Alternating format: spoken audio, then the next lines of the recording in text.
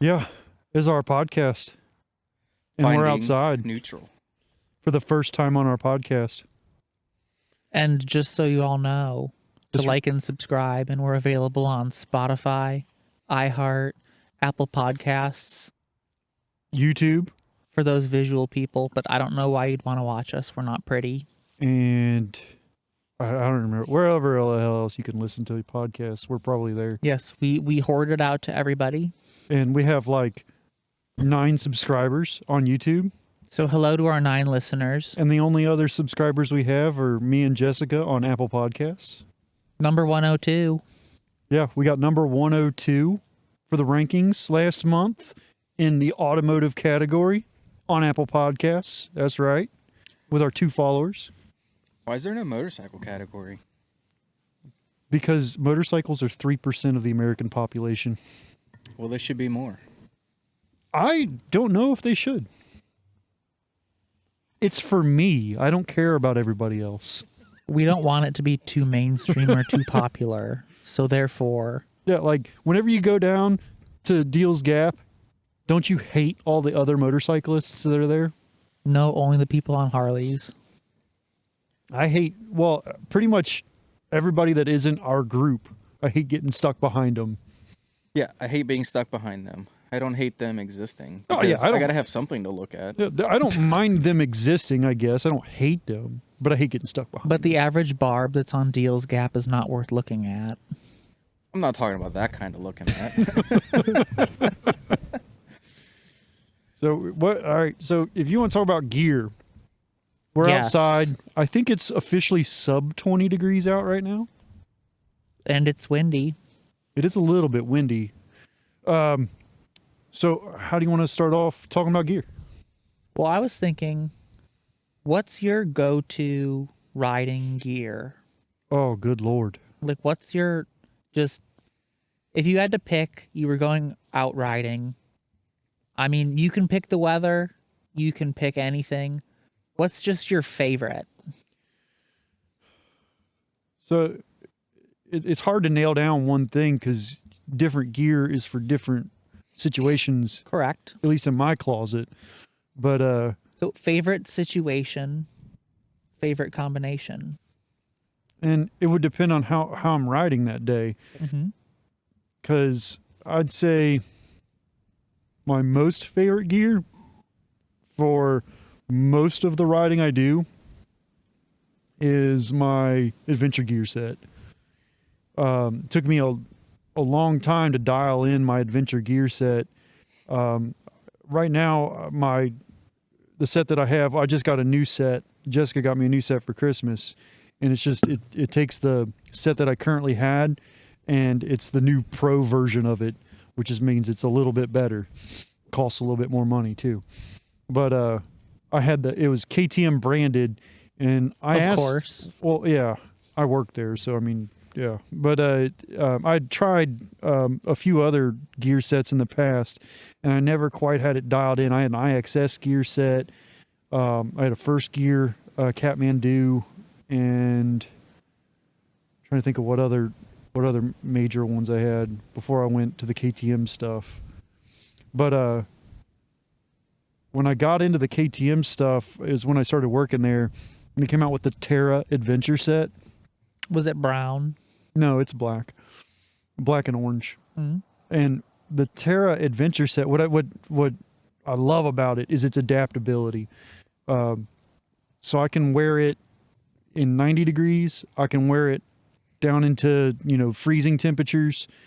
It's highly, highly adaptable. And the way it does its adaptability is it has giant panels on the chest and on the back, as well as on the legs, that unzip and then unroll to expose mesh underneath. It also has layers. So I prefer jackets that have layers. The main chassis of the jacket is not waterproof, and I prefer it that way. I prefer to wear a rain overcoat. I don't like a rain inner liner. I like a rain overcoat, because if it starts raining on me, I don't want to have to take my jacket off to put my rain stuff on. I don't like a waterproof main chassis because the anything that's waterproof is hot. I don't care what they say the breathability of the membrane is, of the waterproof membrane. The it's always hot if it's rated waterproof, the main chassis, which is fine for fall and winter months, but out in the summer, like, screw that. I don't want that. Sounds steamy. It is. And then for the thermal liner, it's got a down. I don't know what to call it. It's a jacket. What I love about the thermal liner that came in this thing is it can zip into the main chassis, which the first time I removed the thermal liner, I never reinstalled it properly. This thermal liner can be worn as like a casual jacket. It looks like a normal person casual jacket, and it zips to itself, which I love, because when I take my main chassis off, the jacket main chassis off, I'm left with the thermal liner on. And I don't know about your experience riding motorcycles, but usually if I need to wear my thermal liner, when I stop the motorcycle and I get off the motorcycle, it's still cold outside. So I don't want to like remove my jacket and just be standing around in a t-shirt when it's 50 degrees outside. Like, I like that my thermal liner is like a standalone jacket. So I really like the layering style gear setups. It took me a while to figure that out and dial that in. And then my newest setup, I wore it on the way, definitely on the way back from Georgia. I think I wore my old gear set on the way to Georgia because I think she gave it to me in Georgia.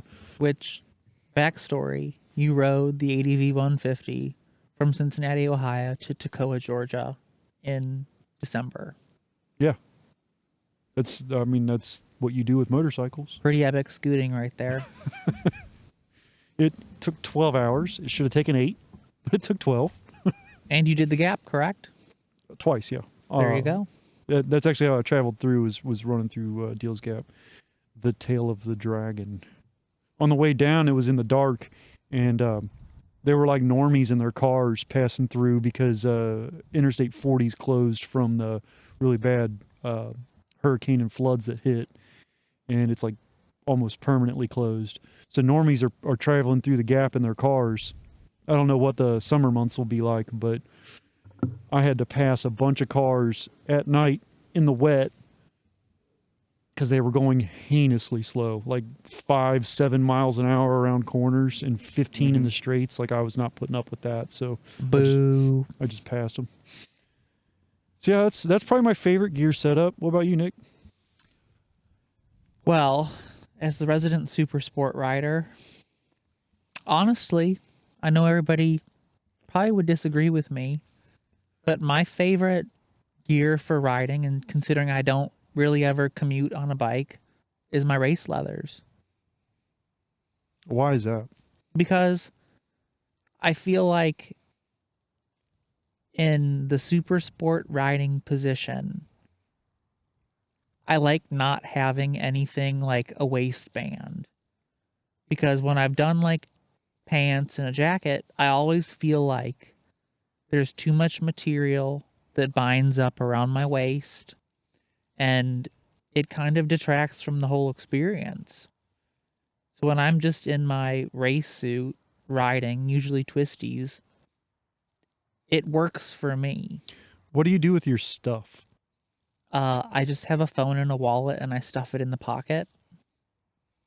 That's like old school style. That was me. How long ago? 15 years. ago, Yeah, probably. 15 years ago. Stuffing my wallet, my phone in my suit pocket, and then taking off for a rip.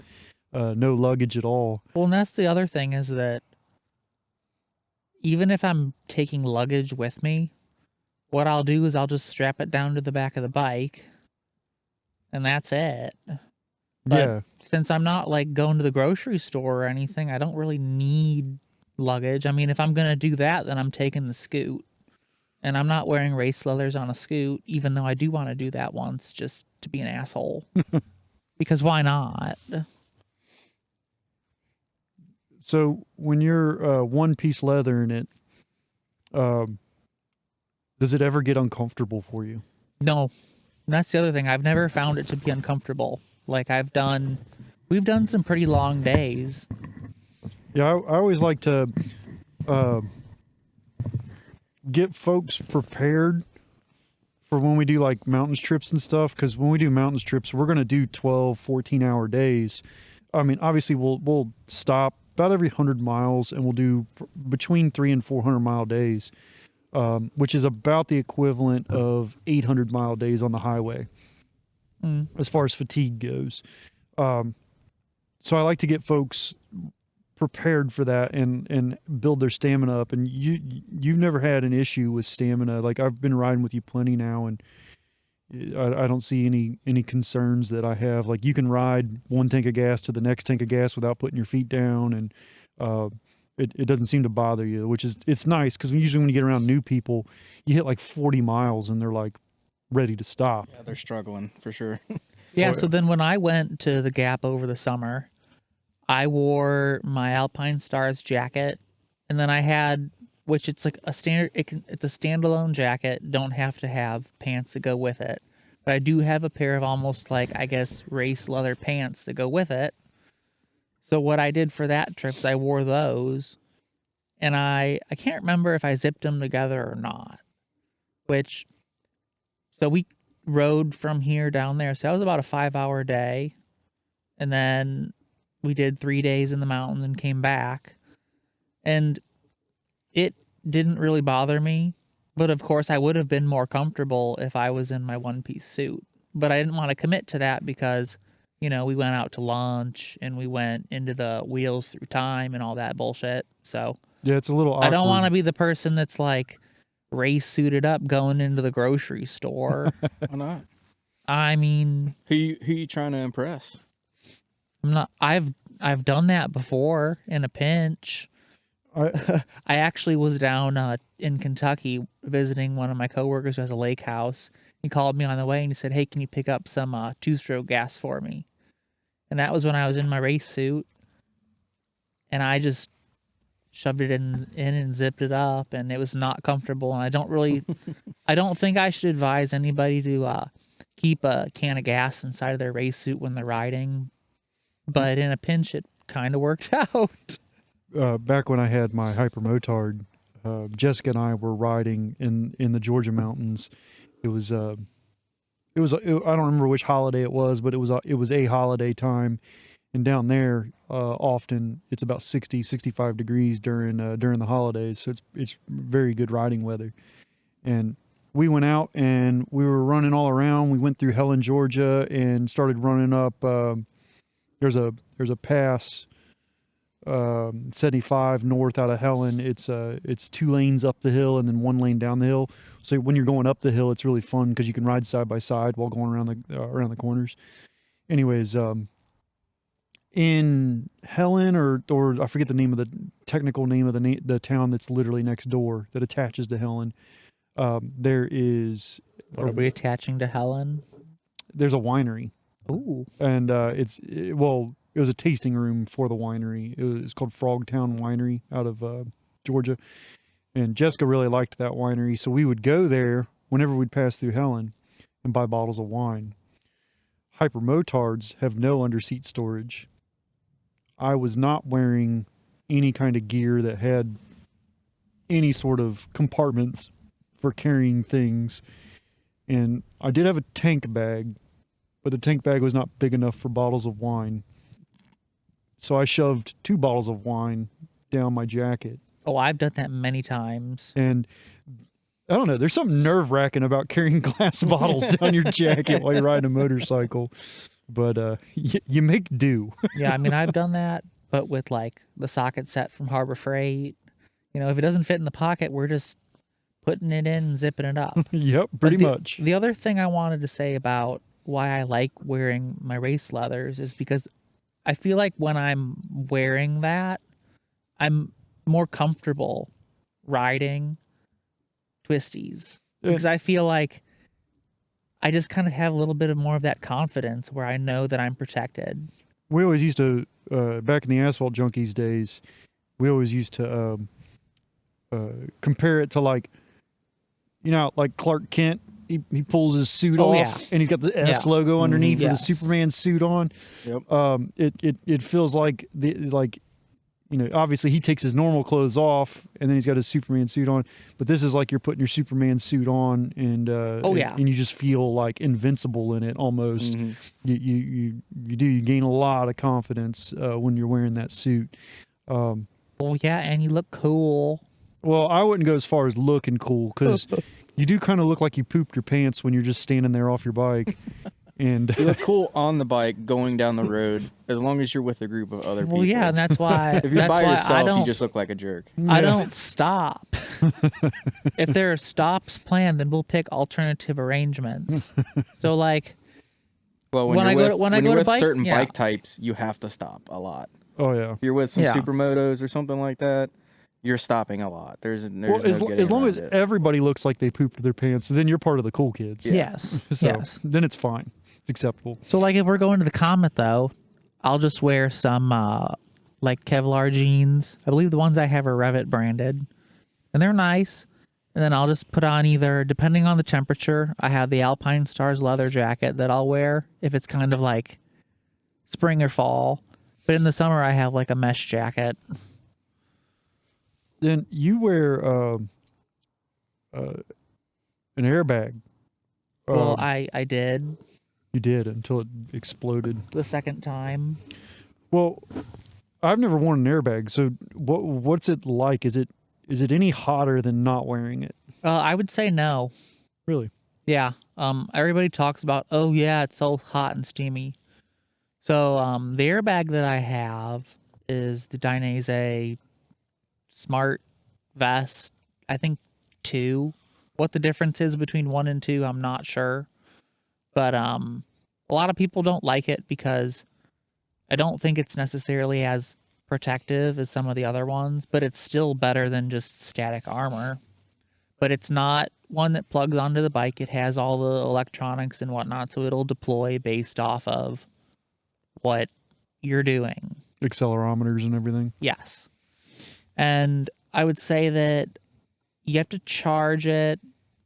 They say it's like every 21 hours of riding, but I think it's longer than that. I really never had to like worry about charging it. And then it has like an indicator on the front, so when you like plug it in or plug the top together, it'll tell you kind of, there's like, it's green if it's above 80, 20 to 80 is yellow, and I think below 20 it's red. But when it's red, the thing vibrates like every 15 seconds. So if it gets low when you're out riding, That's it's annoying. super annoying. Yeah, that would be annoying. I mean, I get the function of it. I understand that, but that would be super annoying. I think realistically though, I mean, if I was planning for it, like, especially if I was using it at a racetrack, I would charge it every night. Like I wouldn't even worry about it getting lower. If I was at the racetrack, I would just charge it every night because I would want it to be functional. Well, it lasts so long that like for a Jennings weekend, I wouldn't need to charge it. I probably still would just because I'm paranoid like that. But like, as far as like weekend riding and stuff, is it cool to leave that thing on the charger? Yeah, it's fine to leave it on the charger. Well, then I'd probably just leave it on the charger all the time, and then. Well, when the I only go to thing use about it is, in order to charge it, you have to like unzip the bottom, undo some It's not easy to charge. It's not like just plug it in. You Oh, have to that's an unzip oversight. it. You have to like unvelcro something. Then there's like a porthole. You have to uncover some Velcro, and then there's a little plastic piece that sticks in it because water, and then you can plug it in. So it probably takes about a minute to get into it, 30 seconds to a minute to get into it. So that's kind of why it's not just like, oh, I'm done with the ride, I'm going to plug it in. Yeah. Oh, gotcha. But That would be. I couldn't do that. That would be too much. The whole Well- airbag thing is just too much for me. Right now, I think I would say Alpine Stars is winning the airbag development race. yes, So I think, it's airbags have been out for a few years, like, at least commercially available to us normal folks. And when they first came out, I really wasn't interested in them. But now that they've reached the level that they have, I think I'm starting to become interested in them. And the latest iteration of the Alpine Star, the new 7X. I would consider buying that one, but I would not consider buying any other airbag on the market at this point. Yeah, I think the 7X is the one. And I've thought about the 10, the Alpine Star Super Tech 10. No, but don't do it. But I think realistically, the 7X would be best. And if they come out with a 10X, then I would go that way, I think. Because I want the lower body coverage. So the thing about the airbags and why, like I said, I don't wear one anymore, because the one that I have, if you pop it, you have to send it back to Dainese for the tune of $336 to have it recharged. You can only have it recharged, I think, 3 times. So, and then the 2 times that I've popped it, I don't really think it gave me any benefit. Yeah. And when I was at Jennings and I crashed, I wasn't wearing it and I didn't get hurt. So I think that, to me, the value of it is something like the 7X, where you can recharge it yourself. Where I believe with that one, it's like a CO2 cartridge or something like that. Yeah, it's a CO2 canister. And you can pop it 3 or 4 times before you have to send it back to get it inspected. Yep, that's correct. Because what's going to inevitably happen to you is you're going to be wearing it. You're going to do something stupid. It's going to pop and you're going to be like, shit, there's $336 that I wasn't planning on spending. And like, I don't think there was any perceivable benefit to having it on. Like when we were on the scooters and I popped it and you watched, honestly, like, I think I might have cracked a rib, because where my elbow hit my rib cage was not where the airbag was. Yeah. I think the accidental deployments, or I should say the unwarranted deployments, Yes. that'd be the better way to put it. That would be frustrating, because it's costly to repack it, because even though the 7X you can repack it yourself, you still got to buy the canisters and everything. I think a repack still costs you $100 or $150. So an unwarranted deployment would be frustrating. But obviously in a catastrophic collision, like then it justifies itself. But because the data on the safety of the airbag is just, you can't argue with it. It is Absolutely. it's so much better than I used to be, like, staunchly, well, I shouldn't say against airbags. I was skeptical, just because, like, they were so new. There wasn't proven technology. They were expensive. You couldn't repack them yourself. It was expensive to repack them. Wait, and like the tethered airbags, Yeah, the tethered used to be the best option because they were the most economically viable. But now I think that the electronic airbags are getting to where they're at. I think they're starting to become a solution that I'm considering, especially for track riding. For me, anyways, for track riding. Street riding, I know it has its arguments for wearing an airbag, because stuff happens on the street, and if I get struck by a car, I'd rather have an airbag on. Yeah, and I think that's the situation where I definitely would want to have one if it was an interaction with a car. Yes. When it's just you low siding, being an idiot on a scooter, I don't think that there's necessarily much benefit to it. For those circumstances, like if we're going out scooting for the day, then I'm probably not going to wear it. Like, I'll just wear my normal street gear kind of stuff to be comfortable in. But if we're going out on a sport bike day and I'm going to wear my one-piece leathers, then that's when I'm going to want to suit up with an airbag. That's what I'd want to wear my airbag for. It just depends on what level of risk I'm willing to accept, and the amount of aggression I'm going to be employing while riding. Because if I have a more relaxing day where I'm taking it easier, I'm still going to wear gear, but I'm just not going to wear full race gear. You're going to be like ADV dad gear. ADV dad gear, or even I'll wear like Kevlar jeans, and I have like an flannel, don't you? An armored flannel, Yeah. and I have an armored shirt, a mesh shirt that I really like as well. It breathes really well, and it looks like a shop shirt, like what you'd see somebody wearing in a mechanic shop. and I just genuinely like how it fits, how it feels, how light it is. Just a really comfortable thing to be out wearing all day, with some protection. Mm-hmm. I get that there's a lot more protection available out there, but for the low aggression that I'm going to be putting forth on a scooter, the low speed I'm going to be, acquiring on a scooter, I'm not going to be going 100 mile an hour. Well, you don't have a Kimco People 300 GTI. Nope, I'm on my little 150, and so I'm only going to be 60 miles an hour in the back roads and at top. So since I'm lower speed, I feel like I can lower down. I can accept more risk by wearing less gear or less protective gear because my aggression is so much lower. I've been able to lower the risk that way. Which I do want to talk about that. But before we expand on that, Travis, what's your go-to? Birthday suit. No. Can you imagine road rash on your wiener? Well, there wouldn't be much of it. You're saying You're saying you don't have much to lose? you wouldn't need to slide for long. I like my Revit textile gear set. That works really well for me. I really like my first gear adventure set, like my 3-season set.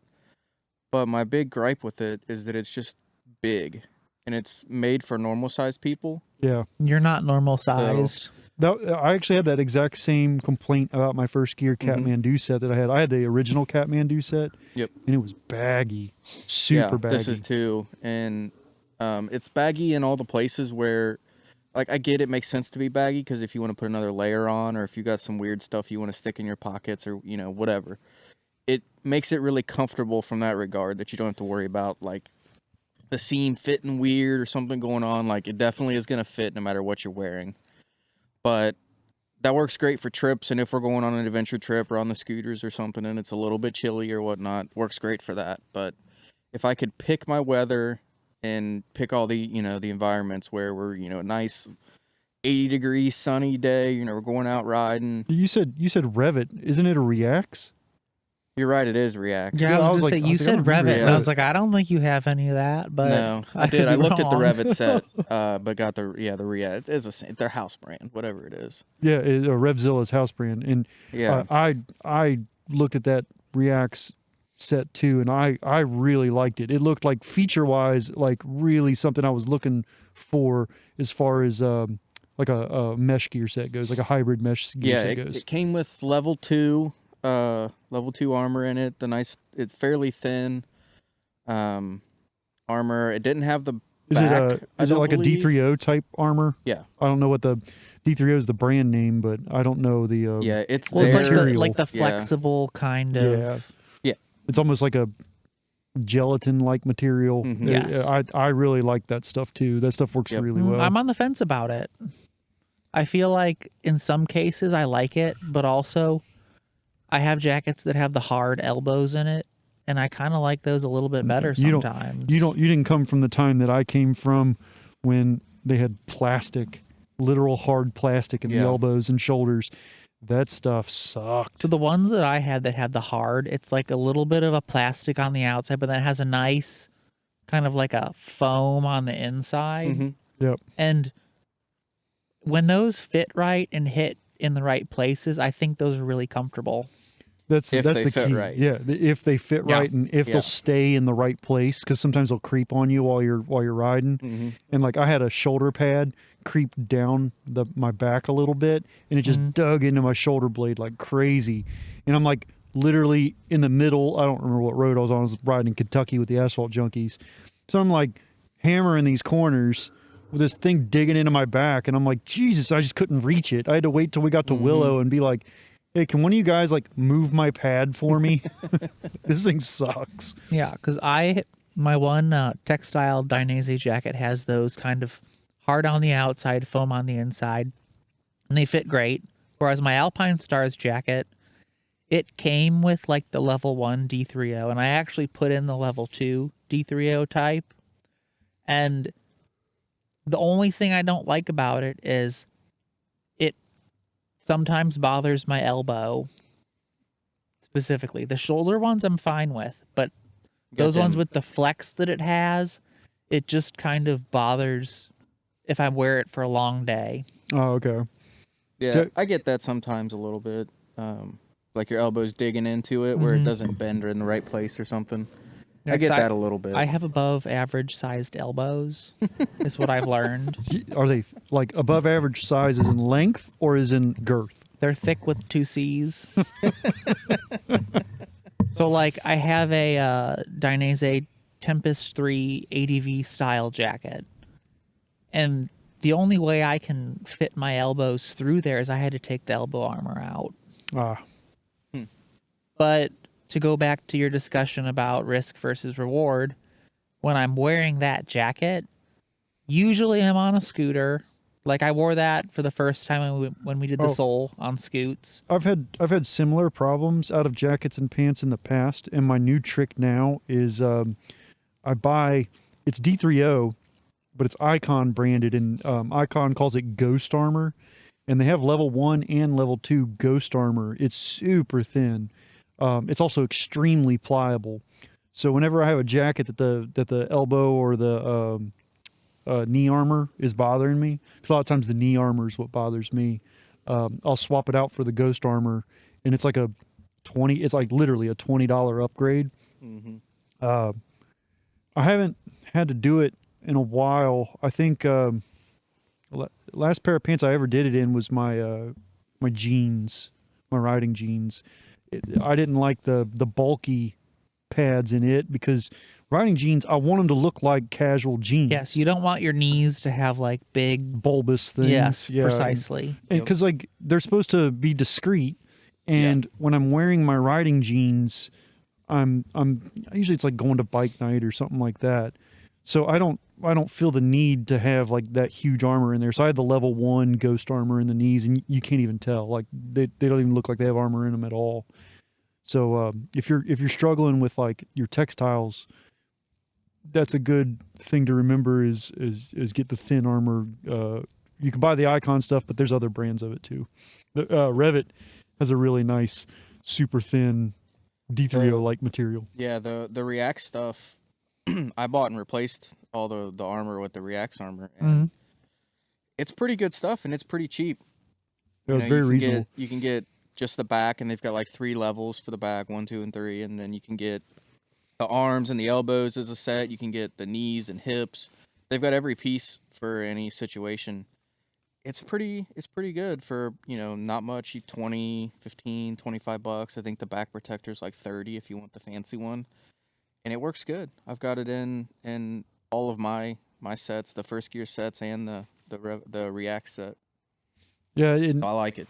back in the day, you never even considered upgrading your armor. Like no one ever really did that. Well, you just got what you got. Whatever you bought it with is what there was. There was no other options. But now there's like options to even take an older jacket and upgrade it with newer style armor.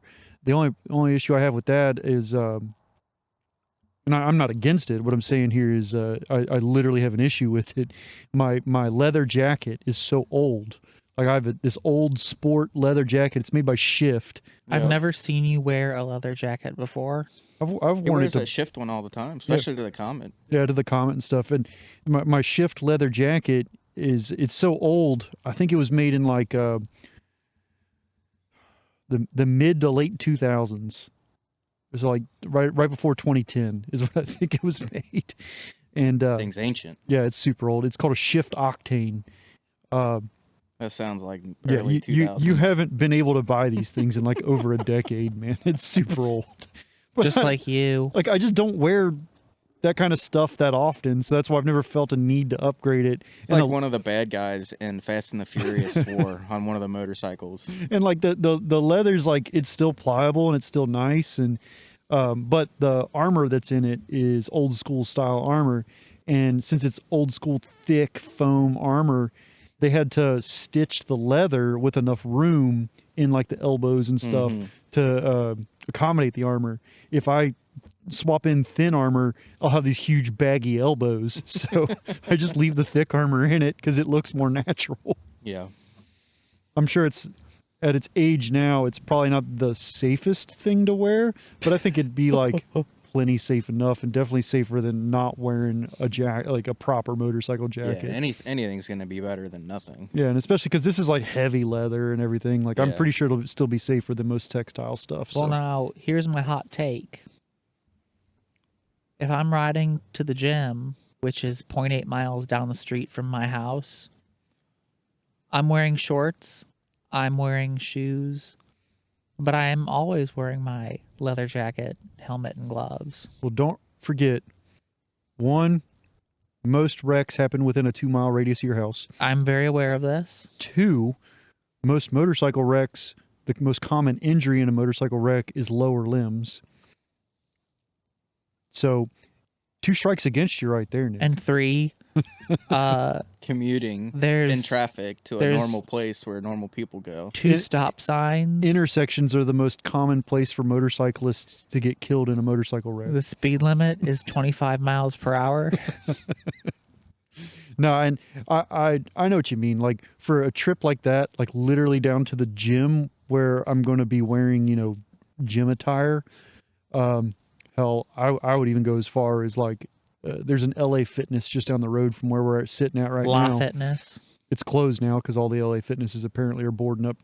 But Well, they rebranded my What are they? LE Fitness, Esporta. Esporta, but it's closed. Lay. Even that closed. L Fitness now. La Fitness. But if I were to go down there, which that's never happening, I'm not going to go to work out. But if that were to happen, I probably wouldn't even wear a jacket. If it was summertime, I'd probably just cruise Well, down there. I just wear a jacket because when I walk into the gym, I feel like I look like I know what's going on. And I've With never taken shorts and then a jacket, full on jacket. yeah, and then the Arai Corsair X Yeah. with the big 69 on the side. What's nice about it though is you probably get upfront parking, don't you? No, they don't have any special parking, but you know what I do? Just make your own parking. The way that the parking lot works is there's kind of like a little section up front where you have to do like a little victory lap to check if there's any spaces. So I'll do my little victory lap, and if I do get a space, I put my motorcycle in an entire parking space because I know that pisses off all the other people that can't put their car there. Which doesn't even make sense, does it? Because all those other people take up a car parking space and they're only one person in their car. You're taking up a parking space, and you're one person on a motorcycle. That parking space is being used by the same number of people regardless. One person, one parking space. Doesn't matter what you put in the Then parking space. the same person that gets pissed off about me taking up that parking space would be mad if I like parked on the sidewalk, I know, or if I parked like in that little island at the end. Or they'll double park their So- big giant Yeah. truck on lifted wheels. Don't forget, if you're in the city of Cincinnati, if you're within city limits, you can park on the sidewalk with a scooter.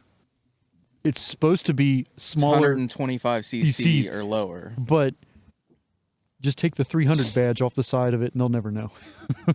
Well, they wouldn't know if it was on there because who's to say the badge dictates engine size? Yep. But I mean, you have to ride a sport bike to the gym because you have to like act like you're the gym bro. Yeah, that's a Jim Bro move right there. But Well, it's not an R1 though. But Well, his is an it's an S1000. S1000. Like that's It's the modern day one, I guess. that's yeah. fitting. Like It's the that's expensive one. the Instagram famous right Well, there. my gym, the people roll up with their Maseratis and their fancy. One guy has a Lamborghini, and he always wears his fucking Lamborghini hat inside the gym. Oh, he's got a flex like that. And I'm like, well, let me park my S1000 right next to your Lamborghini to remind you that you're God. slow. Please park the scooter next to his Lamborghini. There are a few scoots that go to the gym. See, the scoots should band together. And so up at this local LA Fitness years ago, I used to attend that place. Whenever you'd ride a motorcycle up, you could park literally right next to the front door, on their little, landing right there. That was great because like you could just ride up. I'd just wear a helmet and I'd leave the helmet on the bike, and I'd walk inside, do a workout, come back out, put my helmet on, and then ride home the 1 mile it was to the house. So that was great because then I didn't have to park far away because that place was always busy back in those days. The parking lot was always full. So, two-part question. Yeah. Helmet on bike or take it with you? I always leave it on the bike. I know it really depends on where I'm at. If I'm somewhere that feels like it's a little off, like it's a little bit of a troublesome side of town, then I'll probably bring it in with me. If I'm traveling, especially long distance, I always bring it in with me. If we're like riding Kentucky, I like never bring it in with me. It always stays on the bike in Kentucky because I mean, you know, we're always down at those normal spots in Kentucky where we go, and a lot of other bikes are as well. So it's part of the bike culture and everything that it's cool to leave it on your helmet. You don't have to worry about it. So it really depends on where I'm going. But I would say it's rare for me to bring the helmet inside. It's more like 90% left on the bike. Let me put another caveat in there. If I'm spending the night there, I'm bringing the helmet inside. Well, yeah. And if I'm at work all day, I'm bringing the helmet inside. And that's not out of fear of people stealing it. That's more out of fear of like wind blowing it off the bike or just stupid crap like that. That's what I'm more scared of. Because to me, if you're a thief and you steal somebody's motorcycle helmet, one, we already know you're just a piece of crap human being. Well, they're probably going to try to take the bike too. So, but my thing is, Correct. do you really want my sweaty helmet that I've sneezed in? Like, No. is that really what? Like, I don't want to wear anybody else's helmet because it's gross. It's just gross. So, But why there- in the world would you want to steal some stranger's helmet? There might be a website where people like are into that. I wouldn't know about that. Travis, I don't know. what's your That's a good thought one. on the subject? So I always leave my helmet at the bike pretty much all the time unless it's raining. Yeah. Mhm. If I'm on the street triple, then it'll get hung on the mirror or whatnot. If I'm staying somewhere, then yeah, the helmet and stuff will come in if we're like at a hotel or something. But that's also because I'm not going to be on the street triple, and all the luggage is coming in. So Yeah. it's like all the bags, all the stuff is coming in, and it's probably all full, so I don't have a place for the helmet. But like when I go to work, when if I travel somewhere else, you know, I'm coming here or I'm going to my mom's house or something like that. I got the world's biggest top case that goes on my scooter and goes on the Tiger. So it just goes back there. That's the helmet storage. So unless Yes. it's raining, that's the only time I bring it in, is if it's raining. And I bring all the gear in then that I'm wearing because I want it to dry out. I don't want it to get nasty and like muggy from going inside the box after it's just been rained on. That or sweated in, like, you know, you don't want to put a sweaty piece of gear inside of your box. Yeah. No, it would just steam. You just Yep. steam and get gross and stinky. Yep. So you want to hang that out to where it'll just dry out. Yeah. And you know, it's nice to when you have a bike that has luggage big enough to throw your helmet in, because if you go to the shops, you know, if you're at the shops and you took the bike there, you don't want to carry your helmet around while you're walking around the mall or something. Yeah. You know, you No. throw your helmet in your, if you got a storage on the bike, you throw it in the storage on the bike, do your shopping, come back, pull your helmet out, put the goods in the bike, and then Yep. go home. So it's nice when you can have storage, but yeah, most of the time I agree. I don't leave my I helmet. don't know. I generally like to keep mine with me. Like if I'm going to dinner somewhere, I'll bring it in. If I'll go to the store, it depends how long I'm going to be there. Like the last few times I went to the Harbor Freight, I didn't take it with me. We're out riding in Kentucky or whatnot, not taking it in. But also, I don't like leaving mine in the sun because it has that fluorescent type to it that fades, Mm-hmm. which it fades a lot quicker than you would think. And I can see that, like keeping it out of the sun for that reason, especially if you have an expensive helmet. The restaurant situation, what I like about restaurants is if you sit at a table, you can just throw it in an empty seat. Yeah, that's what I usually do. Or but it depends on But if I'm going to a fast food restaurant, if I'm traveling, I'll probably bring it in with me. If I'm just at a local place, I'll probably just leave it out on the bike if I can see the bike from where I'm sitting. Mm-hmm. But the reason I don't leave it on the bike when I'm traveling is because when I'm traveling, I'm of a point of necessity. I can't go without it. Mhm. Correct. You know, and it's not just a safety concern. It's a Security. It's a fatigue concern. Yeah. Like I can't long distance ride without a helmet on. Wind fatigue, sun fatigue, noise fatigue, like all that sets in. Plus, I've got no headset for the music and all that kind of stuff. Like there'd be no way I could ride without a I helmet. can't ride without a helmet, period. Yeah, I can't. Correct. Agree. I've done like, I'm working on a bike or something and then I'm taking it down the street just as on a test ride. I can't go a mile. I can't do it. Like I've put glasses on, I've put like safety glasses on and went down the road. Doesn't make a difference. I cannot do it. My eyes are blurry. I can't see. You got like instant wind burn. You just feel naked. Like I can't do it at all. We've tested and fucked around with each other's scooters, like go down the road and back without it. But like other than that, no. Yeah. Yeah, I don't go for rides without a helmet on. I work on a lot of bikes here at my shop. You'll buzz down the street and And that. I'll but, buzz like, down the that's street, it. but that's it. Like Yeah. I don't go out for an actual ride without a helmet on. And like when I buzz down the street, sometimes not wearing a helmet can help me hear the bike better. Like if I'm trying to diagnose stuff, Mhm. sometimes it actually works better for hearing the bike to put the helmet on. So it just depends. So sometimes I'll try it both ways. So, favorite helmets? That's hard for me. It used to be a Rye. It used to be an easy answer. Rye Corsair. Like that was always like my That's my answer. number one choice. But nowadays, Because you're a little bit of a helmet whore. yeah, I am. It really matters what I'm doing. A Rye is like it's like an easy go-to. I know what the fit's going to be like. I know what the comfort level is going to be like. It's quality. It's really high quality helmet, so I'm never going to be disappointed by an Arai. But ever since I got into some other brands, I've really kind of moved away. The Shark that I have is my second Shark. That's a cool looking helmet. It's Which one? The carbon one? Yeah, the Race R Or Pro. the- Well, okay, both of that them were one. carbon, Yeah, but yeah. it's the Race R Pro. That one, it did not fit well when I originally got it. After some clever modifications on my part, which required modifications to the cheek pads, I had to thin the material out. So it means I had to cut the covers off of them, thin the material out, and then recover them and stitch them back up.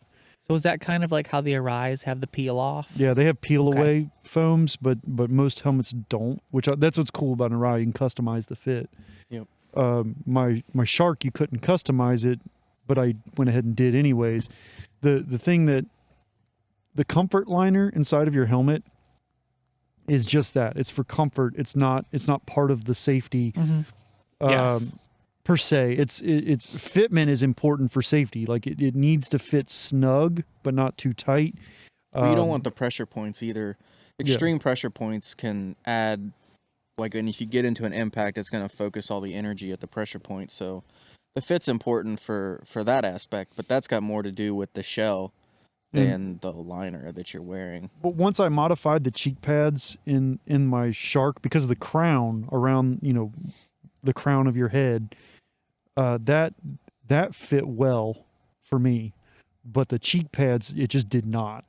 It was like it was weird down in the cheek pad area. The helmet was extremely narrow, even though the crown of the helmet fit perfect, which I didn't understand. And my face isn't like overly fat at the bottom or anything. Like I consider myself having a thinner face, so I don't understand why in the world it was so tight around my cheeks. But I shaved away some material. They had these weird components in the cheek pads that covered your ears, and they were insanely uncomfortable with glasses on. So I removed those out of the cheek pads. And once I did that, that helmet fits awesome now, and it works really well. I was gonna say I didn't figure in the fact that you're blind. I forgot about that. Yeah, and so glasses fitment is important for me in So helmets. I don't ever wear sunglasses under mine. So A rise I can manage, I can work with, but if I have an Arai and it has a Cardo or any other brand of helmet communication, device. If I have my Cardo in it and I wear my glasses, it's fine for about 3 or 4 hours, and then after that point, it just really starts to ache on me. Wear my glasses, it feels like my glasses are cutting into my ears. But in my modified Shark, my glasses fit no problem. My previous Shark required it required thinner cheek pads, but I could buy thinner cheek pads for that one. So once I got thinner cheek pads in that one, then my glasses fit great. But, and I hate to say this, even though it's a quality helmet brand, The Shoei. my Shoei, which previously I could never wear a Shoei. Like I could never find a Shoei that fit me. Like they always just fit terribly. And I did not like their fitment, so I always stayed away from Shoei. But I tried on, and this is sad, their cheapest helmet they make. That's a road helmet. Well, it's not sad. It just saves you money. I know. And that thing fit me like it was just made for my head. Like they took measurements of my head. Not only did it fit me so great, it is the least restrictive helmet for my ears I've ever had. I have my Cardo installed in it, and it's like I'm not even wearing a helmet. My ears are that free. It's crazy. Nothing touches my ears. So when I put my glasses on in that helmet, it just feels like normal, like I'm not wearing a helmet at all. So that Shoei, even though it's like the most bland Shoei, it's silver. It looks like Papal's helmet. It looks like Well, no, it's not white and it's not black, so at least it has that going for it. silver's pretty dang Papal. It looks like something But it's frosted like silver. a BMW Sport Tour rider would wear. Like not even an adventure bro, like a Sport Tour rider Yep. from like 2006 wearing high vis Aero Stitch. Like that's the guy that would wear this helmet, and I'm wearing it because it's so dang comfortable. I don't even care. It fits great. So that's my current favorite helmet because of I don't care how it looks. The fitment's awesome. So now, Travis, you have 2 Arais, is that correct? I do have 2 Arais now. Yes, and my wife has an Arai as well. Did you have anything else before those? I had a couple of helmets before that. I had a Nolan was my previous helmet, and I liked that helmet. That helmet fit pretty well. It was a little loose on the top of my helmet, but on the top of my head, but not too bad. It had flip down sunglasses, which were great, even though they weren't quite dark enough, but they were pretty good. They were good enough for me. I like have to have some type of sunglass or some type of darkening feature. I cannot ride with just a clear shield for the same reason that I can't exist in outside without sunglasses. I have an eye thing, but I basically need sunglasses like all the time when it's ridiculously bright out. And so those were okay for that. And then before that, I had a couple modular helmets. When I started out riding, I was on the whole modular train because I was like, oh, you can flip your helmet up and do things. You can talk or you can drink or, whatever. Mhm. Makes it easier, right? But I soon realized after having 2 modular helmets that they were loud. They are inherently less safe due to the way that they work. They're heavy, and they're generally a little bit more expensive than like a non-modular counterpart. Mm-hmm. And they are a little bit more annoying to get into because you have to open the helmet first and then put the helmet on. Makes it the best way to get it on. And then you button it up, and then you got to close it.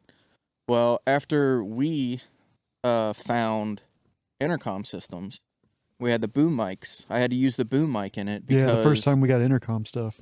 Yeah, you have to use the boom mic because the front flips away, so you can't put the static mic in it. You have to use the boom that comes like out of the side. So you got to rig it up, And then that's like, it just became a process where it was like I have to jam the boom in, close the helmet, clip the helmet, and then take my tongue and stick and push the boom mic back out away from my face so I could talk.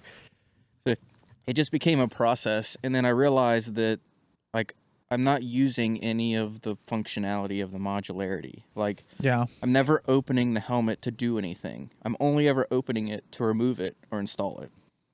So I'm like, I can get away from this and I can get something better. And I think, what was that brand? LS2. I had a couple of their helmets. John likes that one. My wife started out on an LS2 as well. I like their helmets. They make pretty good helmets for a very reasonable price. They fit me decently. It was okay. But I just kind of moved on from there. You happened to give me a good deal on that Nolan. So I rocked the Nolan for a little while until I left it sitting on the back of my truck and drove away. That was stupid. Oops. And I recovered it, and I even recovered the pieces that flew off of the helmet for whatever good that was going to be for. I don't know why I bothered, but and then I got the Arai from you as a sport helmet. That's a Corsair. You have a Corsair like X. it. Yeah, Corsair X, yeah Yeah, the it's the newest X. one. Really like that helmet. It's real light compared to what I was used to wearing. About the same as the Nolan was Well, probably. the first time I remember the first time you wore it was on a mountain strip, Yep. and on the way down, we're driving the truck I'm down. tearing the helmet apart, customizing Yeah, it, making it fit me properly. He's trying this helmet on like 45 times, trying to While we're peel in the away truck. onion layers, trying to make it comfortable for him. But yeah, it worked out. Yep, and then I got the shield for it, the better what do they call that? Photochromatic or iridium shield. That's it. Iridium. Yep. That works pretty good. Because I had to have it because of there's no flip down. They don't do flip down sunglasses. Because and you any have of that special stuff. eyes. So, yeah, my brand. But I like that a lot, and so when you had some deals on XD4s, I got an XD4 adventure helmet because the Corsair X doesn't really match with the Triumph Tiger. Yeah, you got. Hey. If you're on an adventure bike, So- you gotta have an adventure helmet. Come on, bro. Yeah, so I got that. I really like that helmet too. I've if the only problem I have with my XD4, the only problem is I didn't know you had one. I wore it when we were out on the Soul. Well, Yeah. we can't keep track. You have about 7 helmets. I got way more than that. Come on now. Like the 2 retired ones on the table. I got a wall of retired ones. Well, you've been doing this stuff for like 20 years. You end up accumulating crap. But Yep. the XD4, my trouble with it is same thing I have with a lot of Arais. When I'm wearing glasses and I use a communicator in the helmet, it just kills my ears after a few hours. So that helmet, I have that trouble with. I just I tough it out while we do stuff like the Soul. And that's why you don't really see me wear that helmet otherwise. Yeah. I wish there was a better solution for me, but Contacts. I haven't figured. Well, LASIK. You have Laser, special yeah. eyes. Get the laser eyeball surgery. But what I really have been pleased with about adventure helmets, Get and your eyes did. I never considered this before, is how good they are at blocking the sun by just having a stupid visor over the top of them. The dumbest thing on the world. Like everybody else does 1,000 things to try to keep the sun out of your eyes. Fancy visors. You got the photochromatic ones or whatever that change colors and stuff, and The transitions. all these Yep. things. And then with dirt helmets, it was just the way it's kind of always been. And then adventure helmets are like that too. It's like, oh, just put a hat. Put a hat on the helmet. Just put a ball cap on the helmet and it'll keep the sun out your eyes. It's so dumb, but it's so simple. And It works great. Like It works great. I can wear a clear shield with that thing. yeah, Really? Yeah, in the it's that winter good. in the winter time I wear the clear shield because most of the commuting from work It's dark. is dark. Dark. So, but I have a aftermarket iridium style shield for that for the summer. But you would think that the bill would like catch the wind crazy or Not something. really. It really doesn't. You can No. turn your head Really? all the way Okay. sideways. If you and look up, then you'll feel it catch the wind. a little bit, it's not as bad as you But think though. It it's doesn't not that rip your bad. head off or No. anything. It's not that bad. It's fine. So I like that helmet. The face of it is a little close, so you have to kind of get used to that. that the In which one, the XD4 or the the Corsair? XT4, the compared to a dirt helmet. Yeah, compared to a dirt You helmet. put on a yeah. dirt helmet, and that thing's like huge in front of you. You got plenty of space for your mouth and your nose and all that. And the XT4, Those go out to about like here. Yeah, yeah, they do that to give you room to breathe, because in dirt bikes, if you ride dirt bikes a lot, you're breathing. and not only that, you're moving slow. Yeah, Mm. You're moving slow and you're breathing really hard, so they give you plenty of space for airflow in a dirt helmet. so the Arai, that's close on the Arai for that, which is just a little bit to get used to, but it's not bad. The big downfall for that helmet is the fogging problem. Yeah, It's always in an been a problem XT4. with that helmet. I've got it kind of figured out. There was this limited edition helmet that they made of the XT4 that had a bunch of fancy features and stuff. I don't know what it was. But it had this thing right above your nose that went in the helmet that covered, and breath basically deflector. it was like a seal, yeah, a breath deflector that went between the helmet and your nose. It would help keep all of the breath down. Juices. That has helped mitigate it a little bit. And then what I do is when I'm coming to a stop or if I'm going real slow, I just crack the visor a little bit, and that works okay. It's not My a big issue on the Scoot. I have a smoked shield on my XD4, and my smoked shield is it's got anti-fog coating Mhm. on it from Arai, and so my fogging issue with that helmet isn't as bad. Yeah. It's not terrible. It's not great, but it's not terrible. Yeah, it's livable. You can deal with it, but it's definitely not. It's a big difference when you go, like the Corsair X has a pin lock in it, Yes. and so it's like there's zero fog issues with that. Like Yeah, I've pin never lock had is- fogging in that helmet. I've ever. never either. But 100% Pinlock's the way to go. Yeah. Like when Jessica and I rode to Utah, that was the first time I had ever really tried a Pinlock. And before we left for our trip to Utah, I installed the Pinlock in my helmet and in her helmet. Mhm. Actually, I believe if I remember right, I think it was that helmet right there, that the Corsair, that's the Haslam.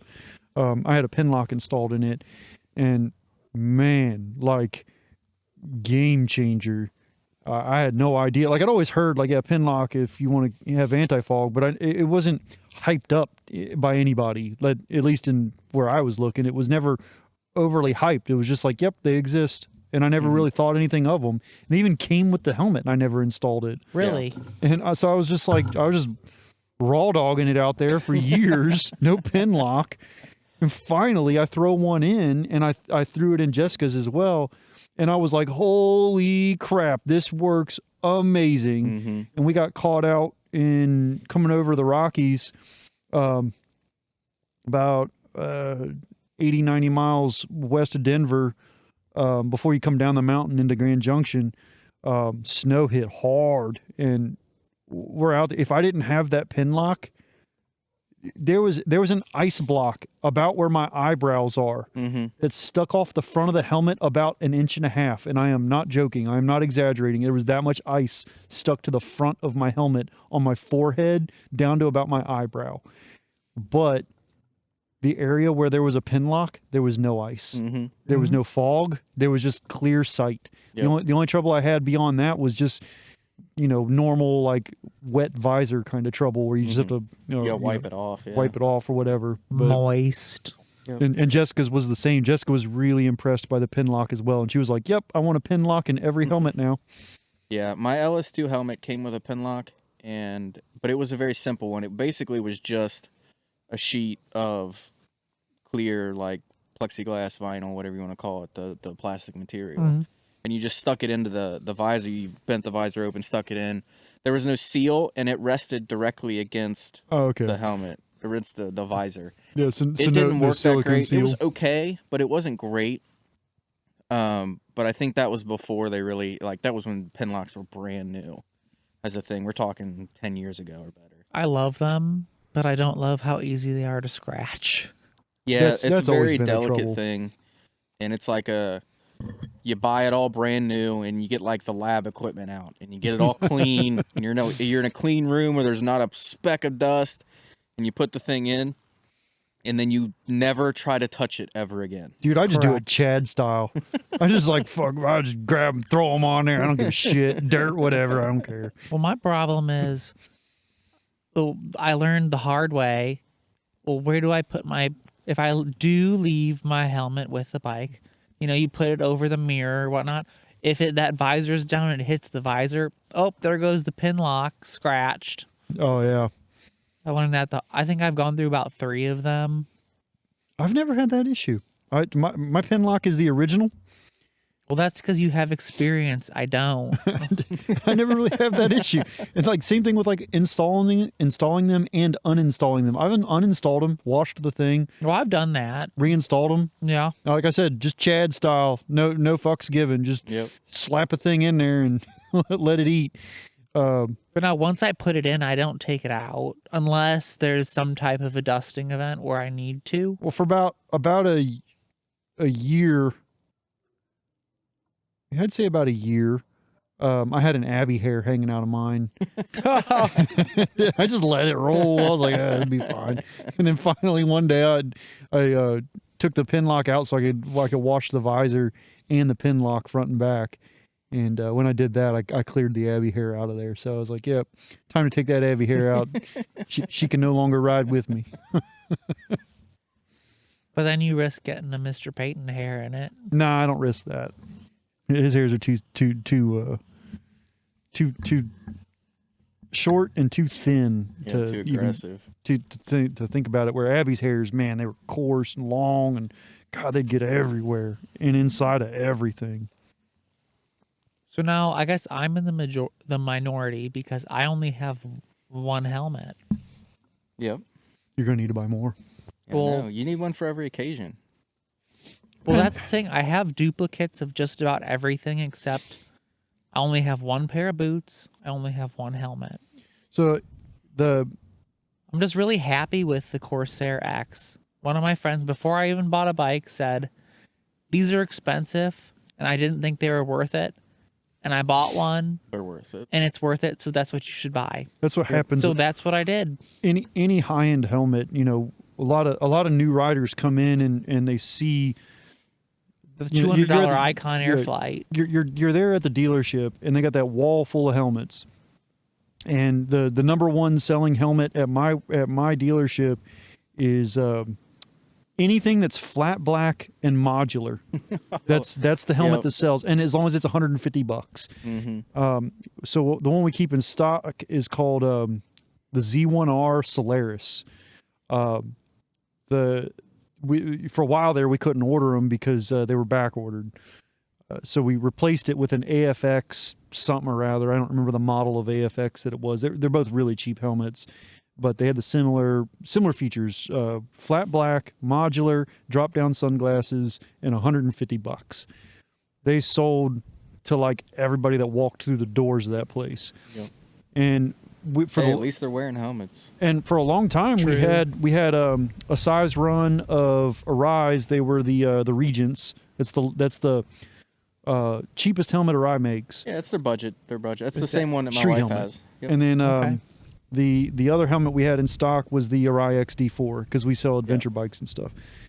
Oh, do you now? Those never sold. Like I had to give them away. I had to give them away for some. A lot of them were less than cost. Like I think we sold yours for less than cost. We lost money on that It helmet. was cheap. I mean, a Regent's like They're you like call it $600 budget, bucks. but yeah, they're like $600 for a And- Regent.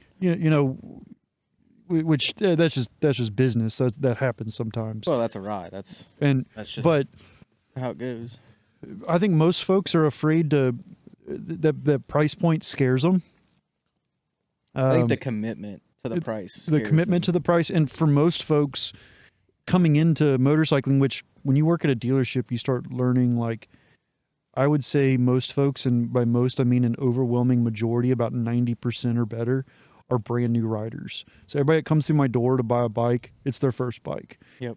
And because they don't know if this is going to be their thing or not, this hobby is going to be for them or not. I can understand them not wanting to commit to super high dollar helmets and gear and stuff. Just buy beginner stuff and kind of grow into motorcycling. If you end up liking it, then upgrade. The reason you wear an Arai and the reason you wear any other high-end helmet, we're just using Arai as an It was example. because it looks cool. It looks great. It is an awesome helmet with awesome designs, super high quality. Arai doesn't build to the safety standard, DOT, Snell, ECE, doesn't matter, FIM. Arai can pass any of them. In the United States, they're Snell certified, but that same helmet over in Europe is ECE certified, and that same helmet on the MotoGP grid is FIM certified. Arai does not build different helmets for those things. They just get them certified by different governing bodies depending on where they're selling them. And that's kind of why I thought it was worth it, because when I worked at Honda, I know how the Japanese companies kind of operate. So with an Arai, I had no concerns that they built it for safety regardless of what any type of organization wanted to assign as a rating. And I would say, so like Arai's technology in their helmets, as far as the safety aspect, Simple. it's super simple, and their ethos hasn't changed in like 50 years. Their design and the way they build their helmets, like there's these new helmet companies like 6D helmets and a couple of other helmets. There's like a Fly that has like Raytheon technology. It almost looks like, if you guys remember the Nike Shox shoes, Absolutely. it kind of That looks was like high school. it kind of looks like that, but all over your head. And so these companies are trying to come out with new technology, and they, even though they have all this research and all this technology, they don't beat Arai in safety. When Arai, all they do is they just make their helmets really round, and then they make the shell really thick so they can thin out the EPS foam. And they use a multi-density EPS foam, but they don't go super crazy on it. Like they don't use like 4 and 5 different densities and all this other. They just use like 2 densities, and it's pretty dang simple. It's just really, really well built, and they're all hand built and everything. It's cool. Like, so not only do you get an Arai for the safety factor, but the real reason, in my opinion, to buy a fancy helmet, what it boils down to is comfort. And once you wear a high-end helmet, you do not go back. It's hard to put on a cheap helmet after you've worn an expensive one, because they're so much better as far as comfort goes. So you're doing 12-hour, 14-hour, 17-hour days in the saddle. You want comfort. They 100%. last too. They stay comfortable longer. Yeah, they Like don't. The comfort liner doesn't crush down. Yeah, so the the helmet pads- doesn't loosen up. Yep, the pads stay nice and plush. They don't get all nasty. And like, what's great is the Arais are fully disassemblable and washable. You can pull all the pads and all the pieces out. You can pull the liners 'em. off the pads. I've done that yeah. once. Like, that's awesome. Yep. Yeah, and I mean, I think about only having one helmet. In between, it's been, I think my 2-year anniversary is coming up here soon, in February. So in 2 years, I think I've probably done about 25,000 miles. And like, it's exactly the same as it was on day one, other than the fluorescent parts kind of faded a little bit. And what you'll find with an Arai, since you wear a Corsair X, you know what size Corsair X you wear. You go to the store, you buy another one, it's exactly the same. Like it doesn't skip a beat. It's like you're wearing your helmet that you've had for years. It's that same level of fitment. Every time I put on a Corsair X, that happens. I wear a Corsair X size medium. I do not need to do any customization to it. I just put the helmet on, and I'm like, oh, geez, this thing fits great. Yeah, I haven't done anything with it other than putting in my comm. That Yeah. was the only. The calm. I have a small head. I think You- Arai too. They only have 2 shell sizes. No, they have multiples for the Corsair. Do they? Different models of Arai have different shell size capacities.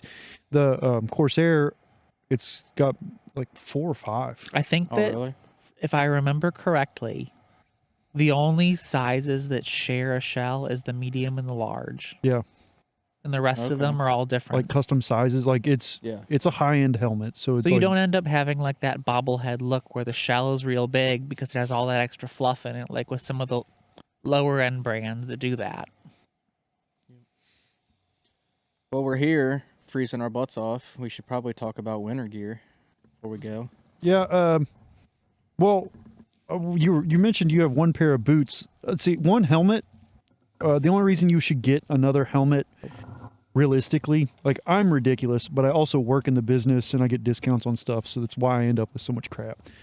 But boots wise, I would recommend to you to you've got your sport boots, which I think is the number one thing to get out Which of the way if I sporty wouldn't riding's buy your these thing. again. Yeah, I would not buy those. I would not buy Dainese boots because they own TCX.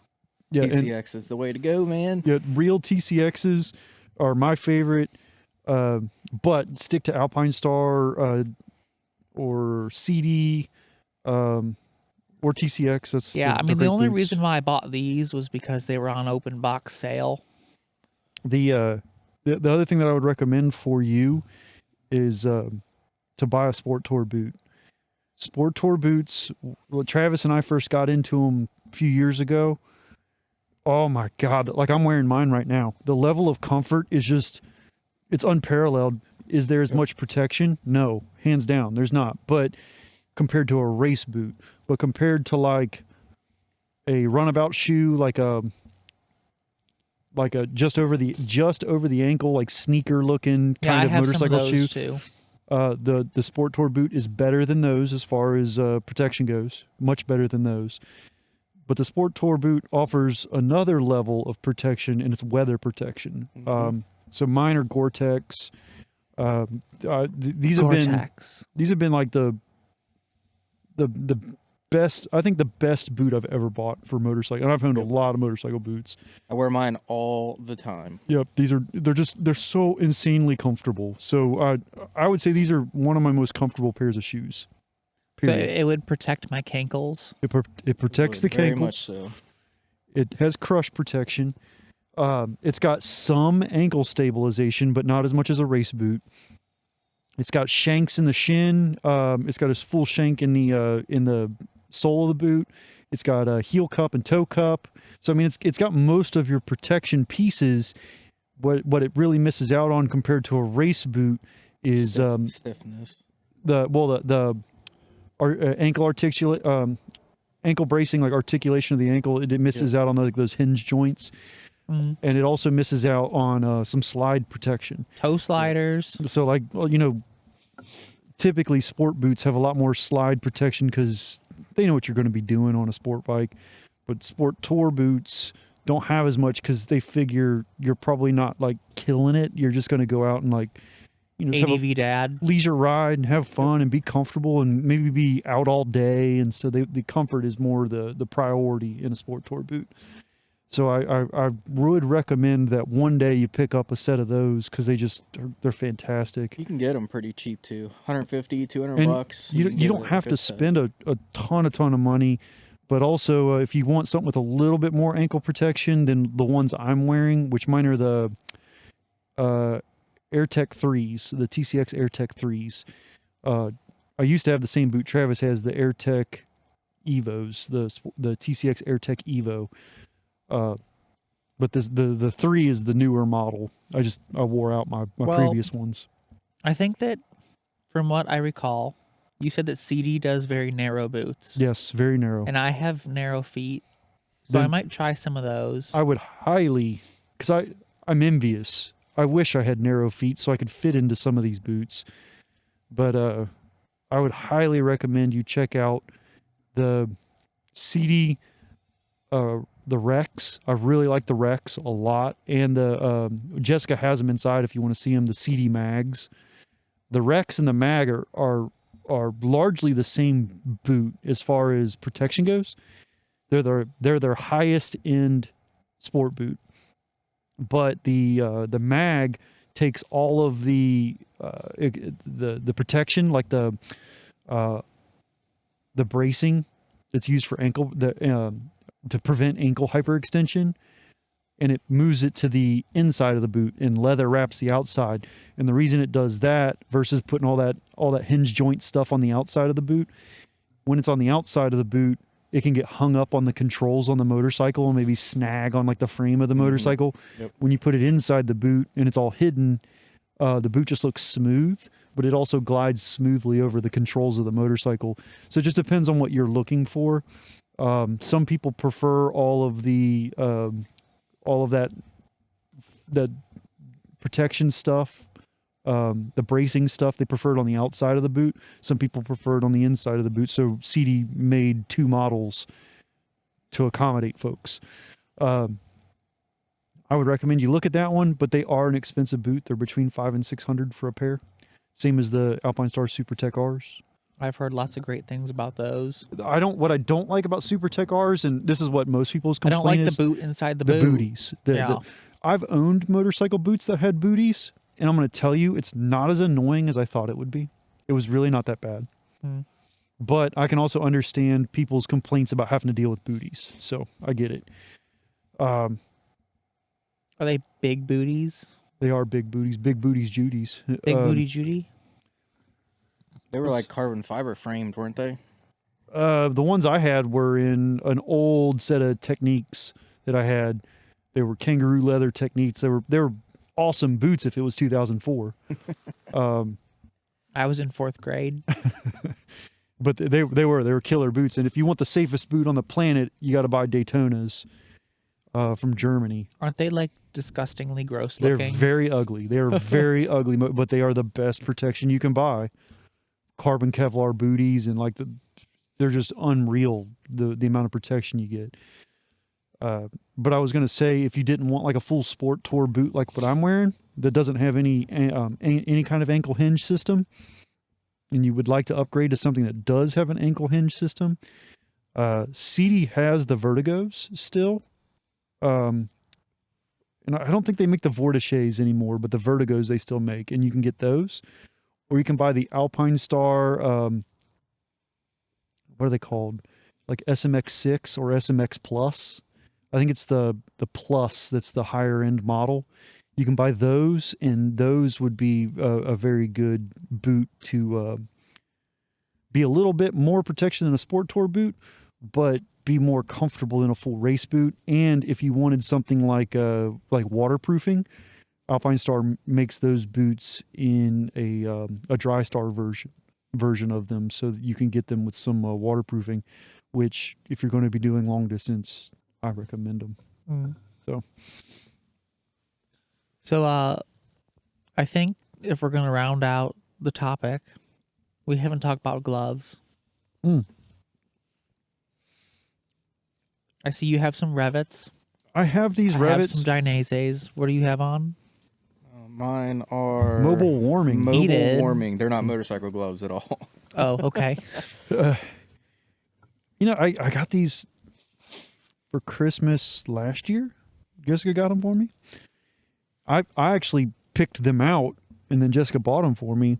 I picked them out because they have a palm slider, which is something that I like to look Yes, for. I like that as well. I have one of those too. Armored knuckles. That's pretty obvious. I like a lot of. It has like a double leather overwrap over the side of my pinky. I mean, I think these are pretty much the same feature as those, just Yep. different brands. Just different brands, but these aren't as warm as I was hoping for, to be honest. And I also can't use them with my glove liners whenever I want to run my heated gear. So I haven't been as thrilled with these as I thought I was going to be, because they are a high quality, high end glove. And what's really disappointing is these were like, I think the MSRP was $387. Wow. It's an expensive Yeah, that's freaking a lot. glove. Yep. But like, it just kind of fell short in every way, and I was like, And that's why I'm happy with these ones, because I think they're about 1 or 2 seasons old when I bought them. So I didn't pay much more than $100 for it. So I thought it was a good deal. that's a great deal. And it has more features than I would say a glove of this style would have.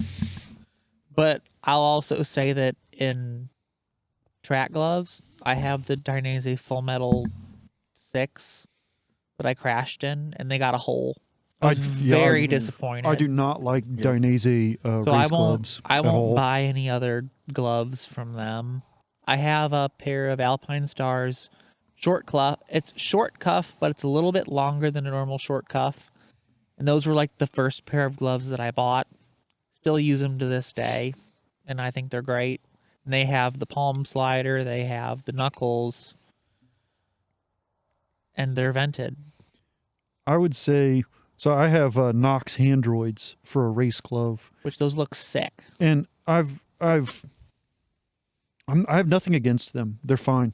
But if I recommend to folks, like if they ask me, what gauntlet glove should I get for track riding or for sporty riding, my go-to answer is always Held. Like, go buy a Held Titan. Just spend the money. They're like $400. Just spend the money. It's the safest glove on the planet. They're unbelievable. Their quality, their comfort, everything about them is just fantastic. The materials they use are unreal. It's just unparalleled. So in my opinion, just go buy a Held Titan. You could settle for a Held Phantom if you want to save a little bit of money, but you're still so close in price. Just spring for the Titan. The other way you can go, like I've had the Alpine Star GP Techs. That's the highest end Alpine Star, and they're fine. They're a good glove. Nothing wrong with them. I did crash in a pair once, and I blew the seam out, but I'm not going to blame the glove on that one necessarily. Like, it happens even to the best of gloves, and I was still fully protected. I went down going 75, 80 mile an hour on that one. And I'm blaming the gloves in my circumstances. in yours, I would, because the way it happened on yours, it was a pretty soft off, and yours, I couldn't believe how it just popped the seam like it did. And the thing is, I went on the internet, and a lot of people complained about the exact same thing happening. Yeah, and it's just, I've held the Dainese gloves in my hand, just checking them out, and I was like, dude, this is like a Wish app glove. Like, this thing is cheap, And and the only- they're $400. No, Yeah. they were listed for $550. They're just nuts. The only reason why I bought them was because they were coming out with the next version, and I got them for $250. Which that seems to align with about what it is. Yeah, I wouldn't pay $250 for one. Like, $100. Like, they really fall. Like, I would buy a Alpine Star SP8 before I would buy a Dainese Full Metal. Like, they're just not. Well, a yeah, because quality it glove in my almost mind. feels like a similar quality to, I think, the ones that I have that are shortcut for the SPX Yeah, carbon. And it's pretty similar. Honestly, I think the leather quality on the SPX is better than Dainese. like I know I'm shitting all over Dainese here. They make excellent suits. Their suits are like really good. I love my Laguna Seca 5. They are awesome suits, but their gloves and their boots Not suck. good. Like, they're Like just I said, terrible. Would not buy these. Oh, that looks like a llama. Would not buy these boots again. Yeah, I'm not into their periphery. The main gear. body, yes, I support. I think I would like one of their jackets too. Yeah, anything like that. I think they make really high quality. Jessica has a Dainese leather jacket. It's really nice, and the leather's super soft. It's really good stuff. And I crashed in one. And Just jackets and It was fine. their gloves and their boots are just terrible. They Dainese owns AGV helmets as well, which I don't like. and I've never liked the fitment of them. I also think that they're inflated price wise. Like, I don't think their helmet justifies a $2,000 price tag. I think What a they sell Corsair them for X that. is way better than a Pista. I think so too, and it's half the price. So when you look at it from that point of view, the Arai is actually a great value. Mm-hmm. Travis, gloves and boots. So winter gloves, I have my Gerbing heated gear gloves. They plug in to my suit. They work great if you don't plug them in as well too. So if it's Mhm. like, if it's around 40, You don't need to plug them in. Anything below 40, you're probably best to plug them in. Then I have a IXS set of gloves that go with my suit because I have an IXS suit because I'm cheap. That's custom Cheap for short bastard. people. It has been customized. My suit is. It is shorter than normal. Shorter in every regard. Like you chop the legs off, you chop the arms off. Yep. I The would have zippers chopped. are about this long. They are. Yeah, my arm zippers are about that long. And then I have a set of 5 is the brand, I believe. Yeah, I like 5 gloves. I've been I've been really happy pleasantly with those.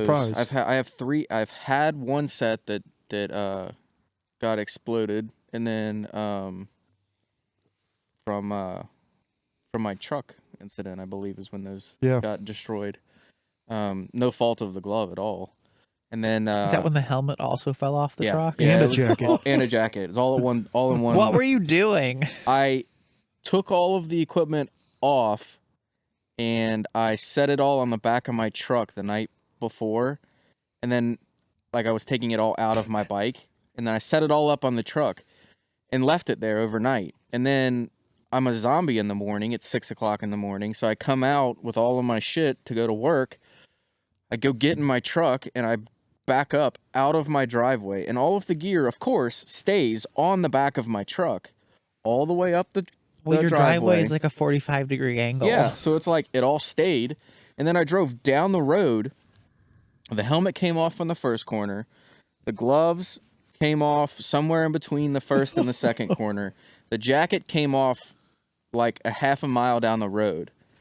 And I forgot all about it. I didn't remember that any of that had taken place and that I had left my jacket and all that stuff there until the next morning. I went to go out and put it all on to get on the bike and go to work. You're like, oh no. And I go out there and I'm It's all like, gone. where's all my gear? Where's all my stuff? I open the lid, it's all gone. And I'm like, oh my God, I left it all in the back of my truck the other day. The other day. The other day. So get home from work that day, me and Kenzie go up and down the road looking for all this stuff. Somebody had picked up my jacket and laid it over the fire hydrant down the street So you can find so it. I could find it. And of course it was somebody had run over it Yeah, it's all and it got mangled. wrapped up in the wheels and got all messed up, which sucked. But yeah, so that was the demise of the first set of 5s. Those are my the British flag ones that I really liked too. I can't find those anymore. But I got 2 more sets of those, 2 different kinds. And I really like those as like a short cuff, like an adventure ones, or like if we're on the scooters or something. Those are great for that because they get tons and tons of airflow. And they're real lightweight. The IXS ones are good just for the track is really the only time I ever use those when I'm wearing my suit because they're full gauntlet. They're okay. They're nothing special. I don't even remember what I paid for them. I don't think it was much though, but No. they have coverage on the top. They have sliders and all the typical pieces you would expect. IXS is weird. So here in the States, like no one's ever heard of it, but over in Europe, Yeah. it's a premium brand. And our local Iron Pony, Yep. they Have They all ended up kinds getting of weird stuff. they ended up getting a huge shipment of this IXS stuff, and since no one here in the States had ever heard of it, they had it like uber discounted. Yep. And you could buy like a pair of short cuff gloves for like $5, and then you could buy like I bought a winter pair of gloves from IXS from Iron Pony that I used for years. They were my favorite pair of winter gloves ever. Yep. And I bought them for like, they were Gore-Tex and everything, and I bought them for like $20 during their sale. Yep. I found them on a European website called FC Moto, and I think on FC Moto they were listed for like $150 or $180, and I paid like $20 from Iron Pony, brand new. Yeah, that IXS stuff's really good. Which that's Yeah, another, fine. another good point. The other Europe. glove I was going to mention that I really, really like, most folks haven't heard of the brand, but Todd McNavy out in New York, his brand Heroic Racing, you can go to their website, and he has some off-the-shelf stuff you can buy. So you can, but it doesn't come in like small, medium, large kind of sizes. They're numbered sizes like shoes. So you have 8, 9, 10, 11, 12, 13, so on. Yep. his gloves, there's a lot more customizable fit, even though they're off the shelf. And I have his short cuff gloves, and they're leather. I really, really like them. He also makes full gauntlet gloves that are like really high end. So I recommend Heroic Racing as well. When we were talking before, you said let's expand on something, but then you said, but let's finish this first. Oh, expand on dressing for the occasion. Oh yeah, for 100%. You can't do it when you first start out in motorcycling. When I talk to all these customers that are new riders, and anybody that's a newer rider that listens, what I highly recommend to you, you buy your first bike. When you go to buy your first gear set, the first jacket you should buy, I think you should buy a mesh jacket. Yep. Mesh And- check style set. So buy a mesh jacket. You don't need the pants yet. Just buy the jacket first. Buy a short cuff glove. That is, I still prefer to recommend a leather glove for a new rider. Oh, absolutely. They're just going to hold up better in a crash. Yep. And then buy a reasonable helmet that comes with the safety certifications. And DOT is garbage. You want either Snell or ECE. And what's most important about a helmet is its fitment. It should be snug, but not tight. When you put it on, you shouldn't be able to. You should feel like you're giving birth. Well, when you shake your head, the helmet shouldn't move independently of your head. Yes, that's should- a very good point, and that was one that I was told as well, that I think it's very adequate. So you buy those three things: jacket, gloves, and a helmet. That's going to get you through initially. Next step up is to buy a pair of boots, then buy pants. So that's my recommendation. The reason I used to recommend a textile jacket, but now I specifically recommend a mesh jacket. Most new riders are not going to ride in colder weather. They're going to stick to warm weather. So a mesh jacket makes the most sense in warm weather. If you feel like it's like, it's one of those days when it's like 58 degrees out in the morning, but it's going to be 80 in the afternoon. Yeah, that morning ride in is going to be a little chilly. So what do? You just put your hoodie on underneath and you're good. A mesh jacket can work in that situation.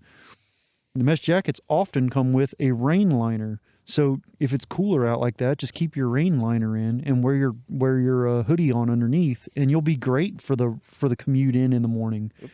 And then in the afternoon, take your hoodie off, take your rain liner out, and boom, you're golden. You can ride in the hot weather too.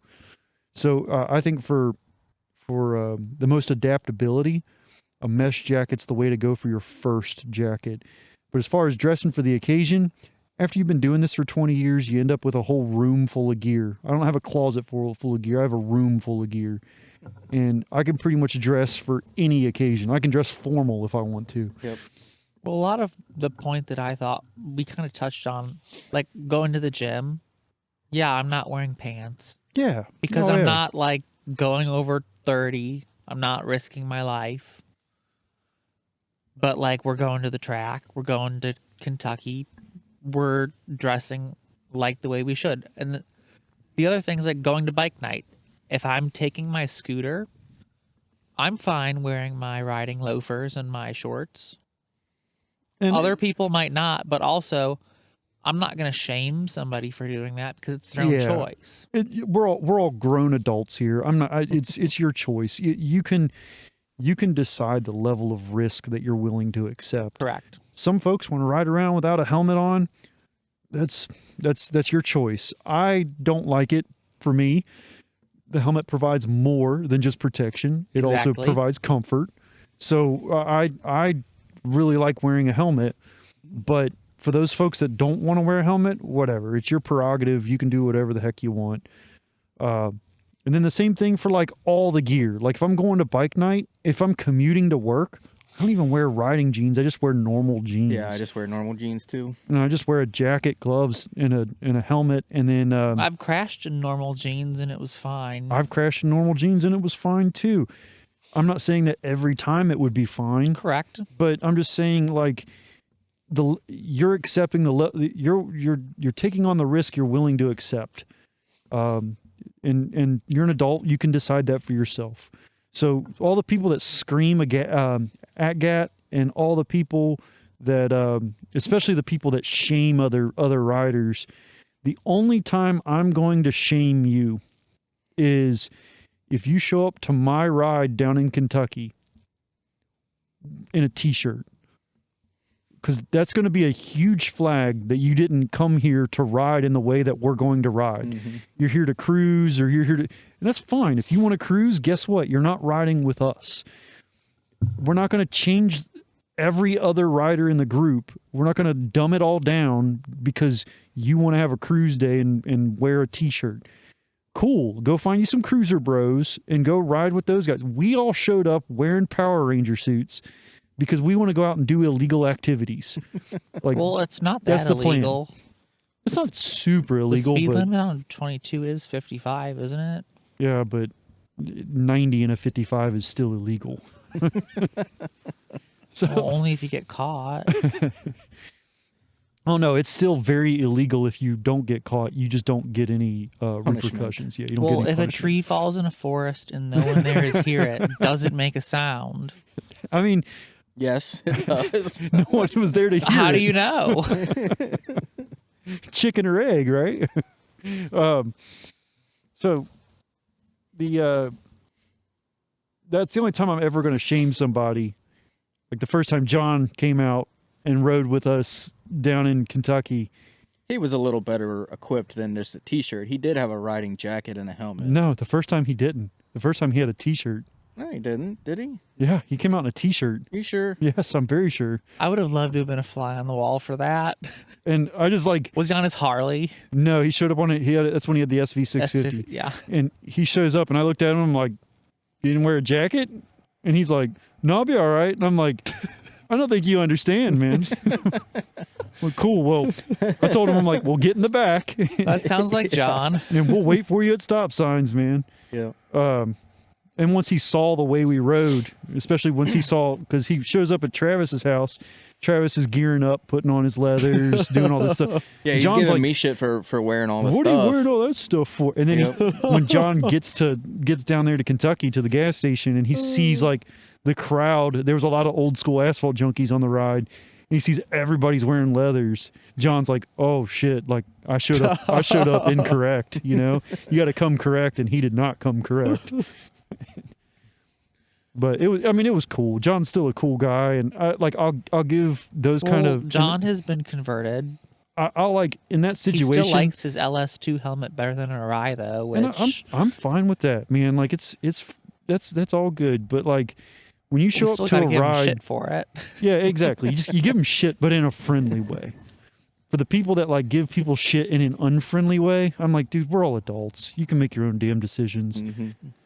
The only thing that I'm like pretty judgmental over is drinking and riding, and I think that's reasonable to be judgmental Yeah. over. Correct. I mean, I like drinking, but I don't And you drink like it. driving. You just don't like mixing the two. Correct. All right, I'm getting cold. We'll play that You're music. cold? You sure? Yeah, You I'm sure you're cold? Freezing. It's like less than 20 degrees outside. So I'm just glad that the thing didn't fall over I hope again. that the 3 people that listen to this appreciate the hard work we put in on this one. I even put a bike behind us. And you rode it out here in the snow. Not really. It was on.